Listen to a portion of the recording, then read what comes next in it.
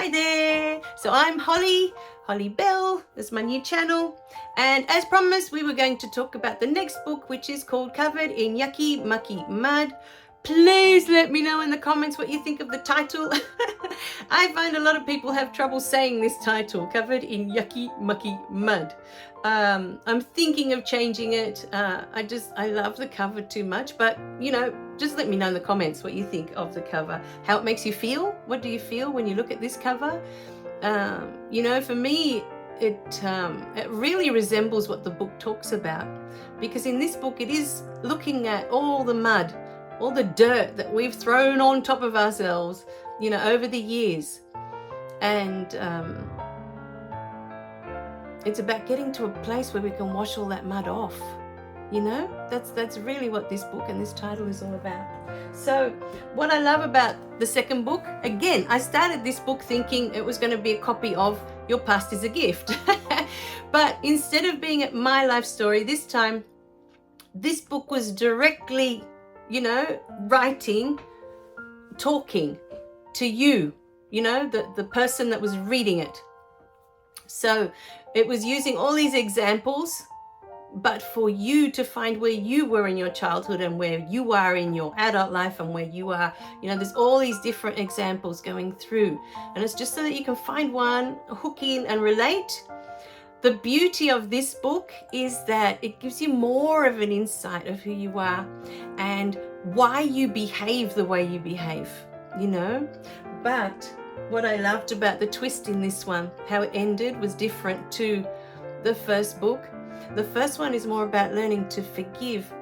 But in this book, it's more about you discovering the gifts that you already have inside that you don't even know you have, Because if most of us knew that we're here to use these gifts and that's really all we're here for, life would be so different, So yes, we go through your whole life again, and I went through it again for me. It was just really beautiful because I get to read them and then reread them 3 or 4 times through the whole editing stage. And so I get a really deep feeling, a real deep feeling for the book and the message that's coming through from each book. And this one was really, yes, it talks about all those years where we decide, okay, the mud that we pile onto ourselves, the dirt, right, that then becomes mud, is when we decide we're not good enough, when we decide we're not worthy, when we decide that we don't deserve, all of these things that we decide when we're young, when we're children, because of all the things that are going on around us.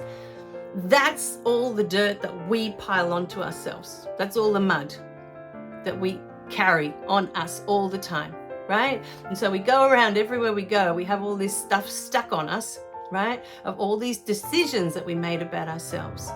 Oh, I'm not good enough. Oh, I'm not worthy. Oh, I'm unlovable. I'm invisible was my one, and unlovable.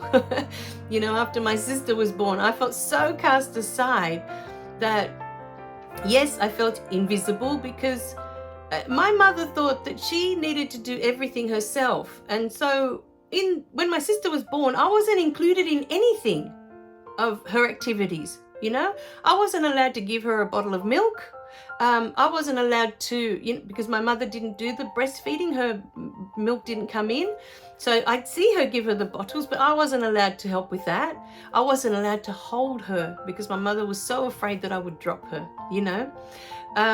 So I wasn't included in anything. I wasn't allowed to do anything with her as a baby. I wasn't allowed to touch her. This was basically the message I got, to just stay away from her.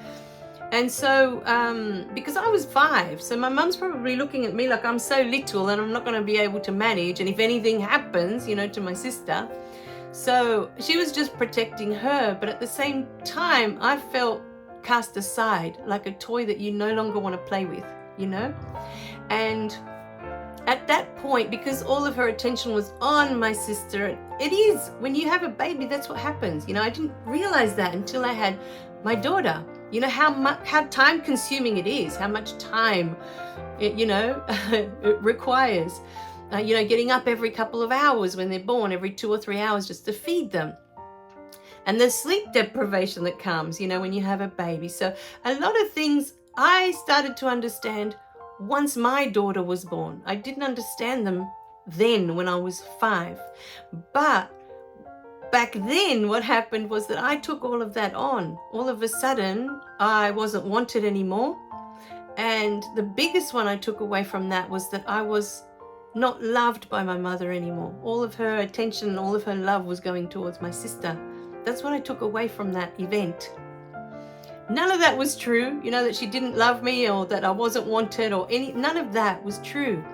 But as a 5-year-old, when you're being asked to go outside to play or to go do other activities, and you're not allowed to play with your sister that's just come into the house, it's new, it's a new member of the family, and you're being asked to not be a part of it, as a 5-year-old, how do you process that? Because at 5 you understand. As a baby you don't. That a month-old, a 2-month-old, a 6-month-old isn't going to remember anything, but a 5-year-old does. So that was one of the events that happened when I was young. But the hardest one was once my sister got a little bit older, my mum started yelling at me and she started smacking me. We'd get into fights with my sister because she'd get, as siblings do, right? Siblings fight. They challenge each other. But my mum's coping skills weren't the best. So her way of coping with us having a fight was to yell at us and then to smack us, right?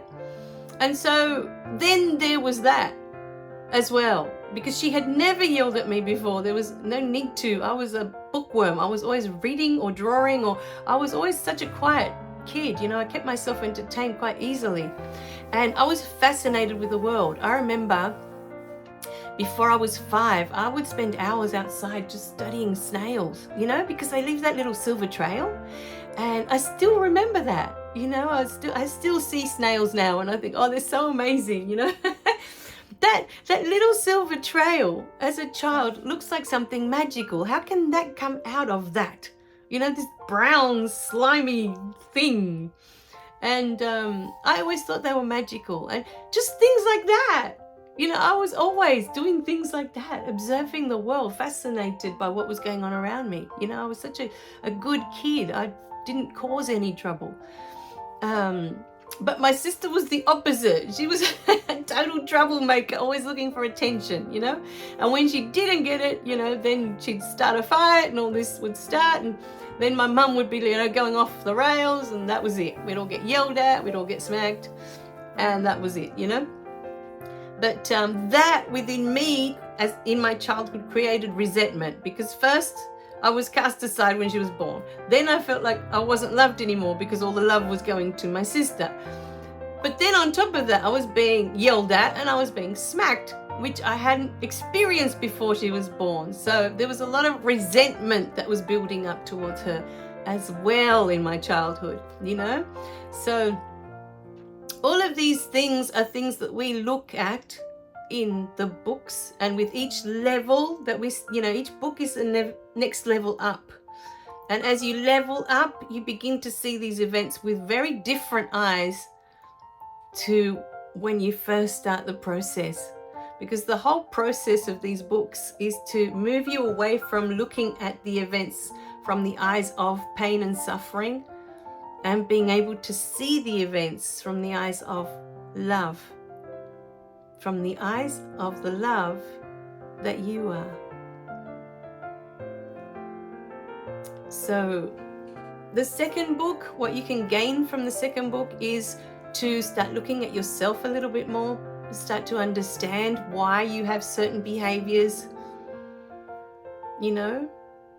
Like for me, out of that book, I could understand how sometimes there'd be months where I would treat my husband like he's invisible, or my mother-in-law, like I don't care, like she's invisible, or that I can easily cast them aside, things like that. So I could see that behavior. I could see where it came from, why I treated people a certain way. I could understand it because I could see that, oh, that's what I went through. And I was just projecting that in my adult years that was still stuck in my system. That's the mud. But by the end of that beautiful book, you should also be able to see not only why you behave the way you do, hopefully you can put those patterns together, why you're doing certain things or treating people a certain way, even yourself, why are you treating yourself a certain way? But it also shows you the beautiful gifts that we're all given to share with others when we're here. So, you know, it's a beautiful book, beautiful process to go through. And it does work like a workbook, just like the first one. There's always, you know, a part at the end of each chapter that prompts you to look at, asks you questions, and it prompts you to look at yourself. So they're all beautiful books. Depending on where you are, I guess, on your journey is which one, but I honestly feel that there is an order to them for a reason. Up here they are in order. You've got Your Past is a Gift was the first one, then the Covered in Yucky Mucky Mud, Easy Mind, Easy Life. This one can kind of go anywhere. We'll talk about that one in the next one, okay? All right. And then When Love Leaves was the fourth. All right, my darlings, I love you dearly. Remember to click like and subscribe so you don't miss any of the messages, and I'll see you in the next video as always. Bye for now.